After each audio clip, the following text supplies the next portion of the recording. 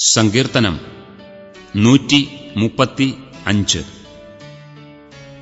യഹോവയെ സ്തുതിപ്പീൻ, യഹോവയുടെ നാമത്തെ സ്തുതിപ്പീൻ. യഹോവയുടെ ദാസന്മാരെ, അവനെ സ്തുതിപ്പീൻ. യഹോവയുടെ ആലയത്തിലും നമ്മുടെ ദൈവത്തിന്റെ ആലയത്തിൻ പ്രാകാരങ്ങളിലും നിൽക്കുന്നവരെ, യഹോവയെ സ്തുതിപ്പീൻ. യഹോവ നല്ലവനല്ലോ, അവന്റെ നാമത്തിന് കീർത്തനം ചെയ്യുവീൻ, അത് മനോഹരമല്ലോ.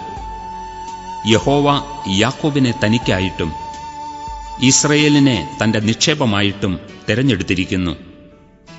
യഹോവ വലിയവനെന്നും നമ്മുടെ കർത്താവ് സകല ദേവന്മാരിലും ശ്രേഷ്ഠനെന്നും ഞാൻ അറിയുന്നു. ആകാശത്തിലും ഭൂമിയിലും സമുദ്രങ്ങളിലും എല്ലാ ആഴങ്ങളിലും യഹോവ തനിക്കിഷ്ടമുള്ളതൊക്കെയും ചെയ്യുന്നു. അവൻ ഭൂമിയുടെ അറ്റത്തുനിന്ന് നീരാവി പൊങ്ങുമാറാക്കുന്നു. അവൻ മഴയ്ക്കായി മിന്നലുകളെ ഉണ്ടാക്കുന്നു. തന്റെ ഭണ്ഡാരങ്ങളിൽ നിന്ന് കാറ്റ് പുറപ്പെടുവിക്കുന്നു.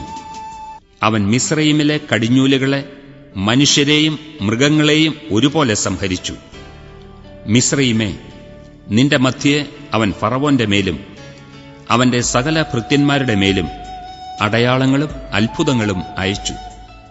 അവൻ വലിയ ജാതികളെ സംഹരിച്ചു, ബലമുള്ള രാജാക്കന്മാരെ നിഗ്രഹിച്ചു.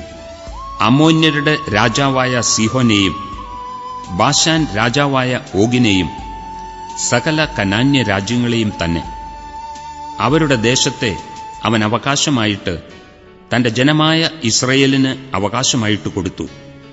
യഹോവേ, നിന്റെ നാമം ശാശ്വതമായും, യഹോവേ, നിന്റെ ജ്ഞാപകം തലമുറ തലമുറയായും ഇരിക്കുന്നു. യഹോവ തന്റെ ജനത്തിന് ന്യായപാലനം ചെയ്യും. അവൻ തന്റെ ദാസന്മാരോട് സഹതപിക്കും. ജാതികളുടെ വിഗ്രഹങ്ങൾ പൊന്നും വെള്ളിയും മനുഷ്യരുടെ കൈവേലയുമാകുന്നു. അവയ്ക്ക് വായുണ്ടെങ്കിലും സംസാരിക്കുന്നില്ല, കണ്ണുണ്ടെങ്കിലും കാണുന്നില്ല, അവയ്ക്ക് ചെവിയുണ്ടെങ്കിലും കേൾക്കുന്നില്ല, അവയുടെ വായിൽ ശ്വാസവുമില്ല. അവയെ ഉണ്ടാക്കുന്നവർ അവയെപ്പോലെയാകുന്നു. അവയിൽ ആശ്രയിക്കുന്ന ഏവനും അങ്ങനെ തന്നെ. ഇസ്രായേൽ ഗൃഹമേ, യഹോവയെ വാഴ്ത്തുക. അഹരോന്റെ ഗൃഹമേ, യഹോവയെ വാഴ്ത്തുക. ലേവി ഗൃഹമേ, യഹോവയെ വാഴ്ത്തുക. യഹോവ ഭക്തന്മാരെ, യഹോവയെ വാഴ്ത്തുവീൻ. യെരൂശലേമിൽ അധിവസിക്കുന്ന യഹോവ സിയോനിൽ നിന്ന് വാഴ്ത്തപ്പെടുമാറാകട്ടെ. യഹോവയെ സ്തുതിപ്പീൻ.